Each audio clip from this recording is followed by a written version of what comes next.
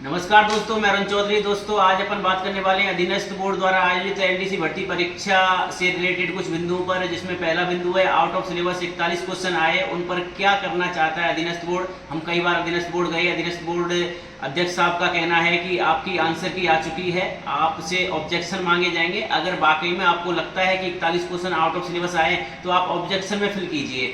जैसे ही हमारी expert committee उन देखेगी कि आपने जो ऑब्जेक्शन लगाया उस क्वेश्चन वो वाकई में आउट ऑफ सिलेबस है, तो फिर हमारा एक्सपर्ट कमेटी ही डिसाइड करेगी इन क्वेश्चनों को हटाया जाए या बोनस दिया जाए। अब बात ये आती है कि आउट ऑफ सिलेबस है 41 क्वेश्चन और प्रत्येक क्वेश्चन का ऑब्जेक्शन लगाने पर 100 रुपये का चार्ज है, तो 4100 रुपये एक बेरोजगार व्यक्ति कहाँ से लाए। उसके लिए हमने एक विचार मैं आपके सामने रख रहा हूं कि आप लोग खुद मिलकर 41 बंदों का एक ग्रुप बनाइए और प्रत्येक क्वेश्चन पर ऑब्जेक्शन लगाइए, ताकि हमसे कोई ऐसा क्वेश्चन छूट ना जाए कि आउट ऑफ सिलेबस था और किसी बंदे ने उस क्वेश्चन पर ऑब्जेक्शन नहीं लगाया। इसलिए आप लोग मिलकर आपके सहपाठियों से, जो आपके साथ पढ़े, जिन्होंने एलडीसी भर्ती परीक्षा की जो तैयारी की और एग्जाम दी, वो मिलकर एक ग्रुप बनाइए, व्हाट्सएप ग्रुप या टेलीग्राम ग्रुप, और मिलकर उन क्वेश्चनों पर ऑब्जेक्शन लगाइए ताकि अधिक से अधिक ऑब्जेक्शन लगे और एक्सपर्ट कमेटी के पास पहुंचे वो क्वेश्चन और वो विचार करने में मजबूर हो जाए कि वाकई में आउट ऑफ सिलेबस आया है।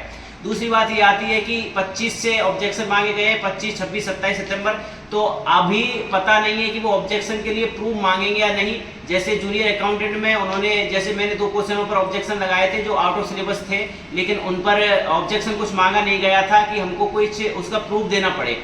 अगर आपसे प्रूफ मांगते हैं तो हम लोग सिलेबस, मैंने मेरे टेलीग्राम चैनल पर सिलेबस दे रखा है और उसकी लिंक भी नीचे डिस्क्रिप्शन में दे रखी है। आप उस टेलीग्राम चैनल पर जाकर उस सिलेबस को ज्यों का त्यों उसमें पीडीएफ के रूप में उस पर अपलोड कर दीजिएगा, ताकि जो एक्सपर्ट कमेटी बैठेगी वो देख सके कि हाँ वाकई में आउट ऑफ सिलेबस है या नहीं। अच्छा, तो इसलिए आप ज़्यादा से ज़्यादा ग्रुप बनाइए और ऑब्जेक्शन पर ऑब्जेक्शन लगाना, ताकि एक्सपर्ट कमेटी तक वो पहुंच सके कि हाँ ये क्वेश्चन आउट ऑफ सिलेबस है।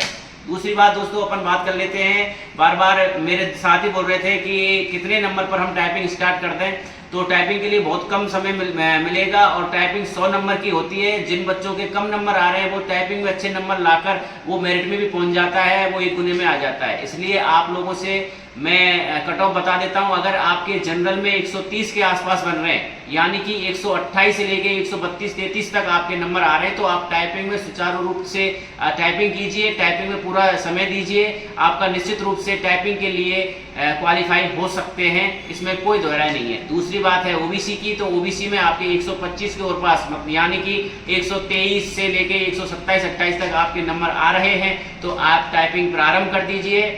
आपका निश्चित रूप से टाइपिंग में सिलेक्शन होगा, टाइपिंग के लिए आपको बुलाया जाएगा। अगर आप SC/ST कैटेगरी से बिलोंग करते हैं तो आपके 115 और 120 के बीच में, 115 और 120 के बीच में अगर आपके मार्क्स आ रहे हैं तो आप टाइपिंग प्रारंभ कर दीजिए।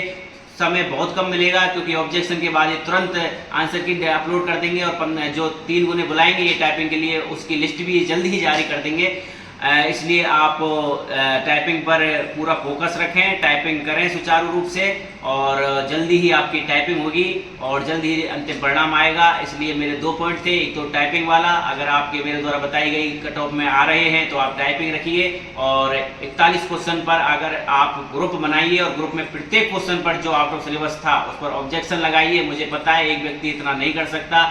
एक क्वेश्चन, मैं ये नहीं कह रहा आप केवल एक क्वेश्चन लगाएं, 1 से 5 लगाएं, 6 लगाएं, वो आप पर निर्भर करता है, लेकिन एक क्वेश्चन जरूर लगाएं और अपने अन्य मित्रों से भी बताएं कि मैं इस क्वेश्चनों पर लगा चुका, तो आप इन क्वेश्चनों पर लगाइए ताकि वो 41 क्वेश्चन हम पर ऑब्जेक्शन लग चुके। आगे की जो अपडेट रहेगी मैं आपको जरूर पहुंचाऊंगा। तब तक के लिए धन्यवाद। जय हिंद, जय भारत।